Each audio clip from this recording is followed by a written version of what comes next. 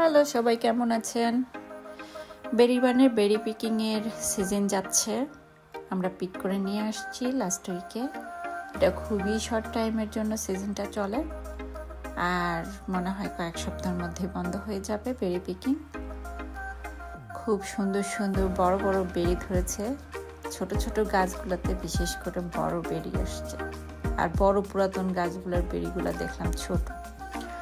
তো অনেক টেস্টি এই বেরিটা।